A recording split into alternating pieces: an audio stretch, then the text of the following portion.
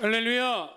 자, 오늘 말씀의 제목은 예수님의 일곱 번째 표적, 죽은 나사로를 살리심입니다. 함께 따라 하시겠습니다. 예수님의 일곱 번째 표적, 죽은 나사로를 살리심. 일본의 지혜 거장이라고 불리던 다치바나 다카시라고 하는 사람이 있습니다. 일본뿐만 아니라 세계적으로 굉장히 유명한 사람이에요. 우리나라에 이호령 교수님이 계시다고 하면 일본에서는 이 다치바나 다카시를 손꼽을 정도로 그렇게 유명한 사람인데, 이 지적인 궁금증을 참지 못하는 사람입니다. 우주인들이 궁금하면 우주를 갔다 온 사람들을 다 쫓아다녀서 인터뷰를 해서 우주로부터의 귀환이라고 하는 책을 출판하고, 사람들이 암으로 어려움을 당하니까 암이 궁금했어요. 근데 본인이 이제 암에 걸려요. 수술을 받는데 참 얼마나 참 대단한 사람인지 암 수술하는 과정을 궁금해하는 거예요. 전신 마취를 해야 되잖아요. 안 합니다. 자기 수술하는 거를 자기가 의사랑 모니터를 보면서 설명을 들어요. 참 그럴 수 있을까 싶은 사람, 그 정도의 사람이에요. 근데 이 사람이 오래전에 무슨 궁금증을 가졌느냐면, 죽었다 살아났다는 이야기가 일본에도 있고 한국에도 있고 미국에도 있고 남미에도 있고 전 세계적으로 많습니다. 죽었다 살아났다는 사람들 있잖아요. 그걸 이제 임사 체험이라고 합니다. 죽었다 깨어난 체험인데, 이 사람이 죽음에 대한 관심이 있었던 거예요. 그러니까 죽음 이후에 대한 관심. 근데 이제 그거는 자기가 죽었다가 죽을 수는 있는데 깨어날 수는 없잖아. 그렇죠? 그러니까 이제 그게 궁금하니까 죽었다 깨어났던 사람들을 전 세계적으로 다 또 찾아다녀요. 그리고 이제 그거에 대한 그 공통점을 찾는 거예요. 어떤 공통점이 있나?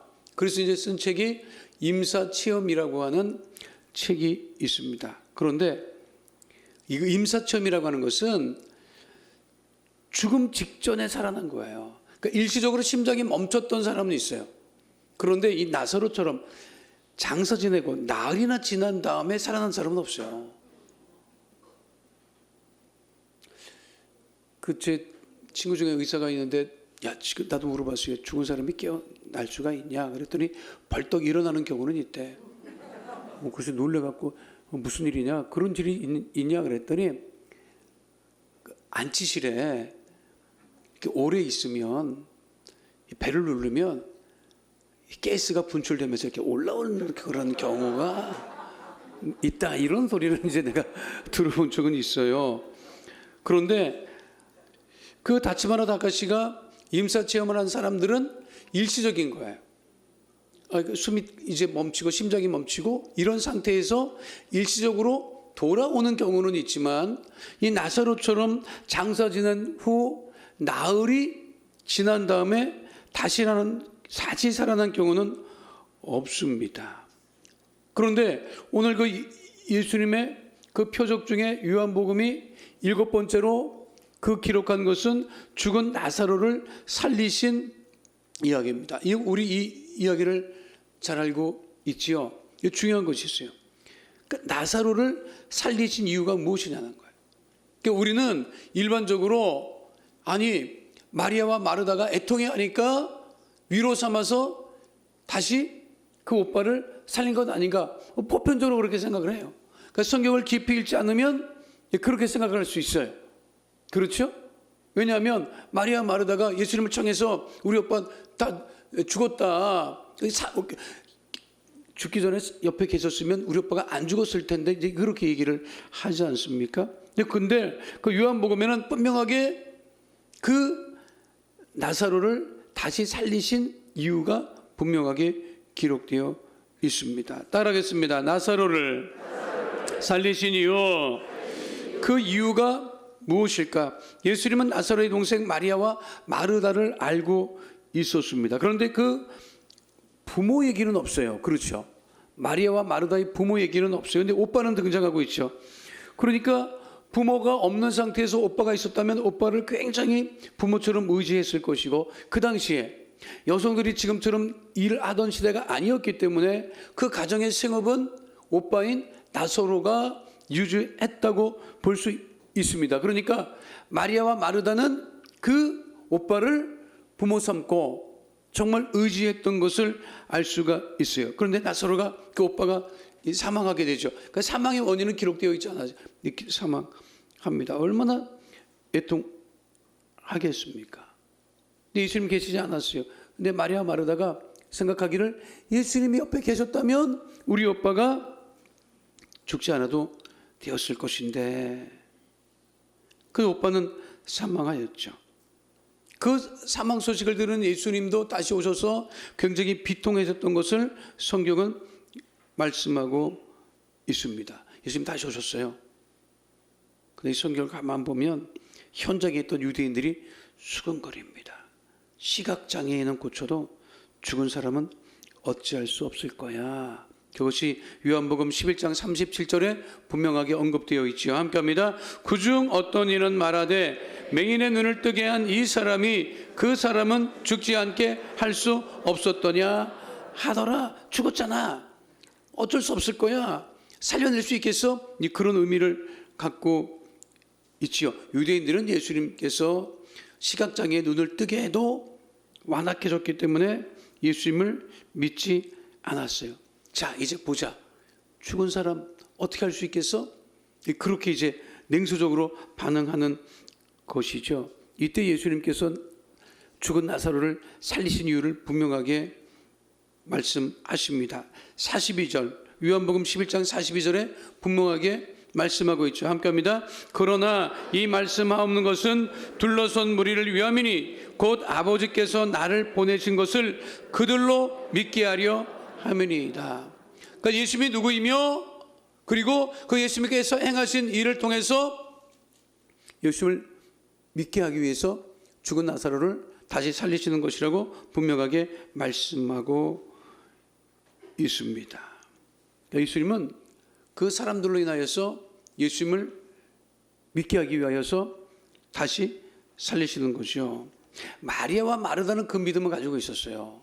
그런데 그 주변 사람들, 또 예수님을 대적했던 사람들은 그거를 믿지 않았어요. 예수님께서 나사로를 살리기 전에 분명하게 말씀하시는 것이 요한복음 11장 25절로 27절에 분명하게 언급되어 있습니다. 함께 합니다. 예수께서 이르시되 나는 부활이요 생명이니 나를 믿는 자는 죽어도 살겠고 무릇 살아서 나를 믿는 자는 영원히 죽지 아니하리니 이것을 내가 믿느냐. 이르되 주여 그러하이다. 주는 그리스도시요 세상에 오시는 하나님의 아들이신 것을 내가 믿나이다. 이것이 죽은 나사로를 살리신 이유이고 결론이기도 합니다. 우리 예수님은 사람을 고치시고 살리시는 예수님인 것을 알 수가 있어요. 믿으십니까? 그 죽은 나사로도 살리신 그 예수님께서 지금도 우리를 다시 살리고 계시다고 하는 거예요. 이것을 통해서 예수님이 많은 사람들이 믿고 또 영접하기를 원하셨기 때문에 죽은 나사로를 살리신 것인데, 이 예수님께서 죽은 나사로를 살리셨을 때 반응이 있습니다. 그 유대인들의 반응이에요. 자, 모두가 믿었겠느냐 하는 거죠. 두 가지 반응인데, 하나는 믿는 반응과 믿지 않는 반응이었습니다. 요한복음 11장 45절로 46절 말씀 함께 합니다. 마리아에게 와서 예수께서 하신 일을 본 많은 유대인이 그를 믿었으나 그 중에 어떤 자는 바리새인들에게 가서 예수께서 하신 일을 알리시니라. 결정적인 반응이 53절에 나와 있죠. 참 희한한 반응이에요. 요한복음 11장 53절 함께 합니다. 이날부터는 그들이 예수를 죽이려고 모의하니라. 아니, 사람을 살려놨더니 어떻게 한다? 예수를 죽이려고 했다. 아니, 사람을 살리는 것이 죽일 일이에요? 이게 정신 나간 거잖아. 그렇죠. 완전히 완악해져서 예수님에 대한 그 믿음을 완전히 믿지 않고 예수님을 죽이려고 했다. 예수님께서 사람을 고치시고 다시 살리시는 이유는 구원하시기 위함입니다. 예수님은 우리가 이 땅에 살면서 병들고 고통당하고 살아가는 것을 원치 않으시지요. 그 주영기 목사님이 그걸 병을 뭐라고 말씀하셨어요? 병은 불법 주차다. 그 불법 주차한 것은 집어내야지 계속 줄 수가 없다는 거죠. 그러니까 나사렛 예수 그리스도의 이름으로 병마를 내어 쫓아야 한다라고 분명하게 말씀하고 계시고, 우리 주님은 우리가 늘 강건한 삶을 살기를 원하신다고 하는 것이죠. 믿으십니까? 믿지 않는 사람들도 교회가 세상에 소금과 빛의 사명을 감당하기를 원하고 있습니다. 그런 시각이 있어요. 그러니까 교회는 예수 믿지 않는 사람은 어떤 생각을 하냐면 좋은 일 하는 곳이라고 생각을 해요. 근데 그 좋은 일을 하는 이유는 뭐냐면 많은 영혼을 구원하기 위한 것이에요. 우리가 건강하게 되고 우리가 주의 축복을 받는 것은 더욱더 많은 사람들의 영혼을 살리기 위한 것이에요. 구제와 선교, 그것은 결국 궁극적인 목적은 뭐냐면 사람들을 살리기 위한 것이에요. 구원하기 위한 것이에요. 가장 중요한 것, 우리 예수님께서는 우리들의 병을 고치시고 우리를 다시 살리시는 것은 예수님을 영접하고 온전한 삶을 살아가기 원하는 것이라고 하는 것이죠. 그러니까 우리가 주님을 향할 그 믿음은 무엇이냐면, 주님께서 나의 모든 것을 다시 살리신다, 온전케 하신다, 그 믿음을 가지고 우리가 살아가야 되는 거예요. 그런데 그 믿음을 가지고 있는 사람은 그 믿음대로 갑니다. 그런데 믿지 않는 사람들은 어떻게 하느냐? 다른 것을 보는 거예요. 저 예수가 죽은 나사로도 살리는 것 보면 가만두면 우리에게 큰 위협이 되고 우리들의 그 기반이 흔들리겠구나. 그러니까 어떻게 하죠? 죽이자. 사람 죽이는 걸 아주 쉽게 생각하고 있죠. 그러니까 문제도 해결 못하고 질병도 치유하지 못하는 사람은 이게 어떻게 하는 거예요? 죽이자, 없애자, 이렇게 반응하고 있는 거예요. 그거는 완전히 믿음이 없는 반응인 것을 알 수가 있습니다. 우리의 믿음은 무엇이냐면 예수님을 믿는 그 믿음 가운데 거해야 되는 거예요. 그러니까 예수님에게서 다른 것을 봐서는 안 돼요. 우리를 치료하시고 온전하게 하시는 주님만 봐야 돼요. 믿으십니까? 근데 우리는 세상을 볼 때 겉을 봐요, 속을 봐요, 육을 봐요, 영을 봐요. 대단하신데 어떻게 하셨어? 천재다, 천재. 내가 육을 봐요, 육을 봐. 육을 본다고. 그 사람의 영을 봐야 되고 이걸 봐야 되는데, 우리나라 사람들은 굉장히 시야가 좁아요. 뭐가 좋다 그러면 다 그거예요. 그런데 한국에서는 닭이 큰일이래. 닭. 다 치킨집이잖아. 그거 한다 된다 그러면은 거기 다 몰리는 거예요. 제가 말씀 이렇게 들었을 텐데, 제가 고등학교 다닐 때에는 증권회사나 은행은 상고 나온 사람들이 갔어. 대학 안 나온, 대학을 안 간, 그죠? 그 상고 나온 사람들이 거기 가서 은행원이 됐고 증권회사를 다녔어. 근데 80년 후반 이쯤 되니까 그 자리를 다 대학 나온 사람들이 자리를 차지하고 있더라고요. 그것도 좋은 대학 나온 사람들이 그 자리를 차지하고 있어요. 그것이 최고의 길인 줄 알고 그렇게 해가고 있지만 지금은요, 또 세상이 바뀌어가지고 알 수가 없어요. 어떻게 갈지를. 그러니까 우리들은 그냥 눈에 보이는 것만 보고 판단하고, 사람도 그 장래를 봐야 되는데 당장 그것만 본단 말이에요. 그 얼굴 예쁜 거 오래 못 간다 얘기하잖아. 그래도 우리는 어떻게 생각해? 예뻐야 된다고 생각하죠. 그래서 예쁜 사람은 얼굴값하고 못생긴 사람은 꼴값한다, 그런 얘기가 있는 거예요. 다 생긴 사람은 생긴 대로 다 값을 해. 생긴 사람은 생긴 값, 얼굴값하고 못생긴 사람은 꼴값하고. 자기 꼴이 있으니까 꼴값을 하지 사실은. 그래야 인간이니까. 여러분, 자녀를 볼 때 믿음의 눈으로 바라봐야 돼요. 우리가 세상을 볼 때도 믿음의 눈으로 봐야 돼요. 지금의 모습을 바라봐서는 절대로 안 됩니다. 믿으십니까?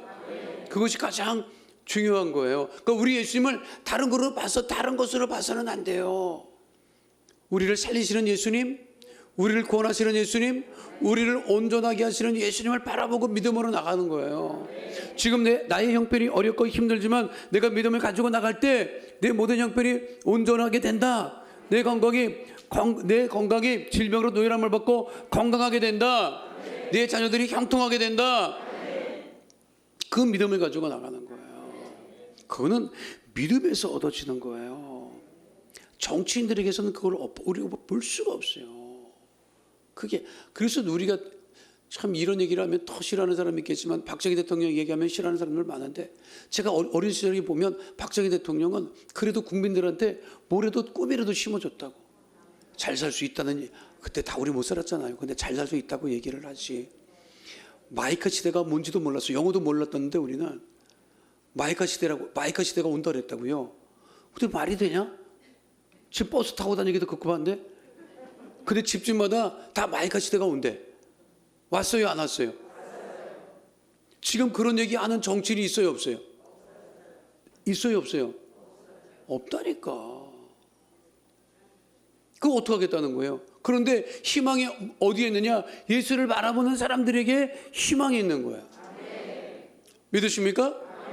우리 주영기 목사님 천국 가시기 전까지 말씀하신 게 뭐냐면 꿈을 가지라고, 희망을 가지라고, 꿈꾸는 사람이 되라고.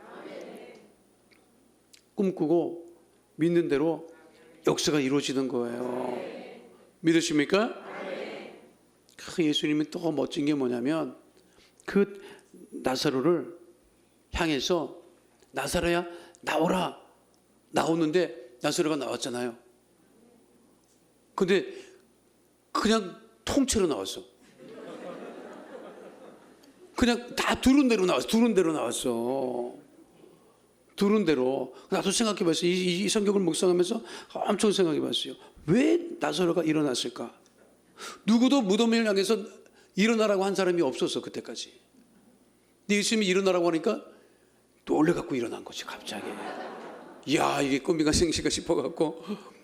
그래서 일어나는데 배를 그냥 그대로 하니까 예수님께서 뭐라고 말씀하셨어요? 풀어놓아 다니게 하라. 따라해서 풀어놓아 다니게 하라. 니코스 카잔차키스의 그리스인 조르바라고 하는 책이 있습니다. 왼손이 긴 주연으로 영어가 아주 굉장히 오래된, 평생을 매이지 않고 자유롭게 살다가는 실존 인물, 그리스 그 지역의 조르바에 관한 이야기입니다. 이 책이 왜 그렇게 이 영어가 유명한가? 이게 책이 더 유명합니다. 조르바는 서구 사람들에게 자유인의 상징이에요. 지금도 모든 사람들이, 지식인들이 추천하는 책 중에 1번이 이 책이에요. 왜 그럴까 생각해 봤어요. 선곡했다고 하는 지식인들도 선곡은 했으나 자유롭지는 못한 거예요. 얽매여 있는 거예요. 그래서 자유롭지 못한 사람들이 이 니코스 카잔차키스의 그리스인 조르바를 그렇게 강력하게 추천하고 있는 것이죠. 중요한 것이 있습니다. 무엇이 자유인가? 자유는요, 두 종류가 있어요. 무엇으로부터의 자유, 무엇을 향한 자유. 두 가지입니다. 근데 모든 사람이 꿈꾸는 것은 무엇으로부터의 자유입니다. 감옥으로부터의 자유, 속박으로부터의 자유, 쉽게 말하면 가난으로부터의 자유, 질병으로부터의 자유함을 원하고 있는 것이지요. 그러나 진짜 중요한 것은 무엇을 향한 자유, 우리가 그리스도를 위한 자유, 그것이 정말 중요한 것이에요. 이 땅의 것을 위한 자유, 억압과 속박으로부터의 자유. 그러나 그것은 온전한 것이 되지 못합니다. 우리의 자유는 우리가 온전히 그리스도를 향한 자유함을 누리며 하나님의 자녀로 살아가야 한다고 하는 사실을 잊지 마시기를 축원드립니다. 감옥에 간 아들이 있었어요. 그 아들을 위해서 기도합니다. 변호사를 사고 온갖 노력을 기울여서 간신히 집행유예로 풀려났어요. 근데 그 집행유예로 풀려난 아들이 3개월 만에 교통사고로 즉사합니다. 자, 그러면 원했던 것이 뭐예요? 원했던 것은, 당장 원했던 것은 감옥에서부터 자유함을 얻게 해주는 것이었어요. 근데 그것이 진정한 자유가 되지 못함을 그 이야기는 우리에게 분명하게 이야기해 주고 있습니다. 우리가 누리는 자유는 다른 것이 아니에요. 우리가 누리는 자유는 그리스도를 향한 자유함을 누리고 풀어놓아 다니게 하는데, 그것이 마음대로 다니는 자유가 아니라 하나님께서 원하시는 하나님의 뜻을 이루는 자유가 되어야 됨을 잊지 마시기를 축원드립니다. 여러분들은 지금 묻고 있는 것이 무엇입니까? 예수님 말씀하시죠. 풀어놓아 다니게 하라. 교육자들 수련회 가면 제일 좋아하는 주제가 이거예요. 풀어놓아 다니게 하라. 수련회를 가면 막 새벽부터 전날 때까지 막 그냥 스케줄이 엄청나요. 그럼 너무 힘든 거야. 수련회까지 와가지고 우리를 이렇게 와갖고 하냐. 담임 목사님 풀어놓아 다니게 하라. 그걸 굉장히 원했던 것을 알 수가 있습니다. 그러나 진정한 자유는 뭐냐? 그리스도 안에서 누리는 자유라고 하는 거예요. 왜 우리에게 자유를 주셨느냐? 그리스도를 향한 그 귀한 삶을 살라고 자유를 주신 거예요. 그러니까 열심히 우리가 그리스도 안에서, 믿음 안에서 열심히 신앙생활하고, 믿음 생활하고, 기도 생활하고, 그리고 헌신하고 봉사할 때 우리의 참 자유와 기쁨을 누릴 수 있게 되는 것이죠. 자, 휴가들 갔다 오잖아요. 휴가들 갔다 오면, 휴가라는 게 뭐예요?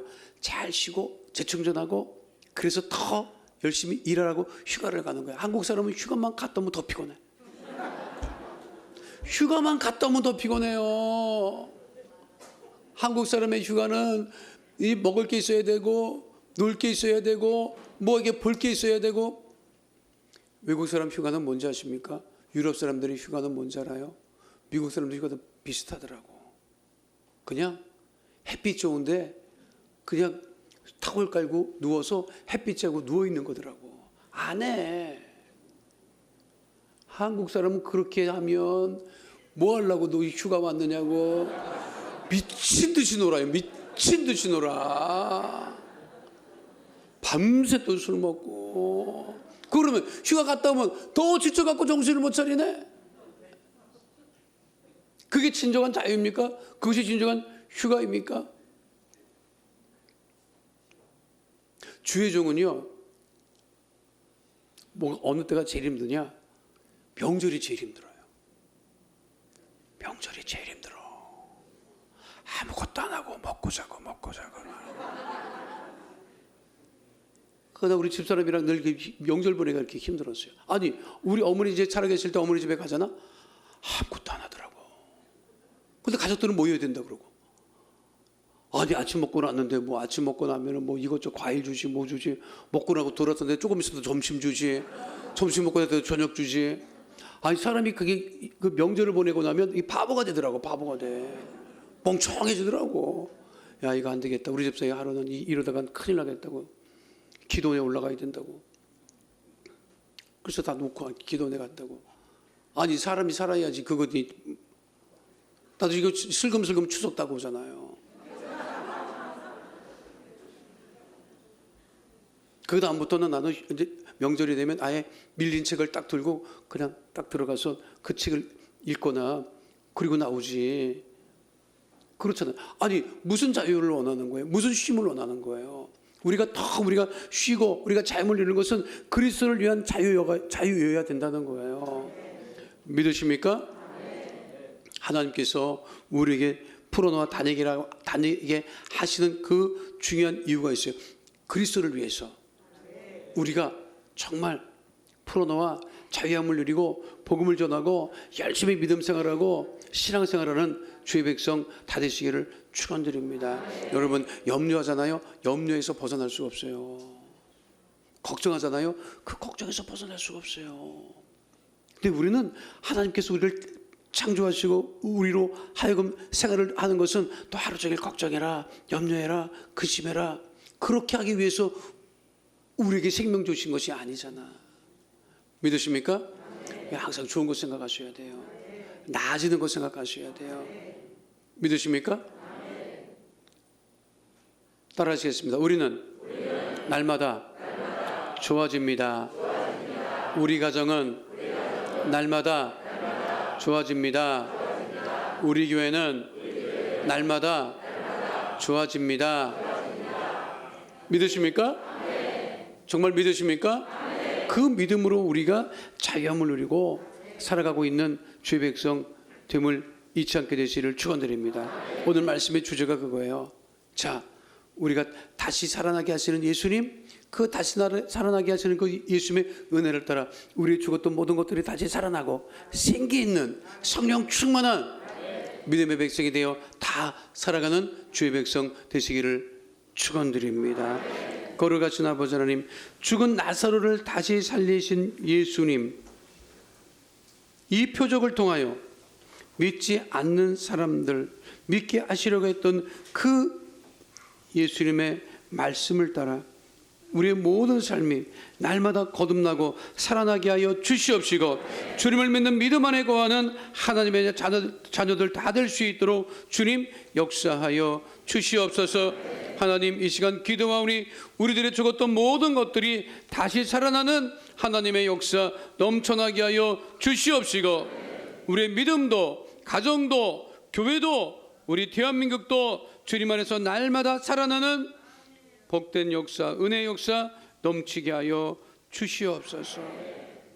죽은 나사로를 살리셨듯 우리의 모든 것을 다시 살리심을 감사드리며 주오신 우리 주 예수 그리스도의 이름으로 기도하옵나이다.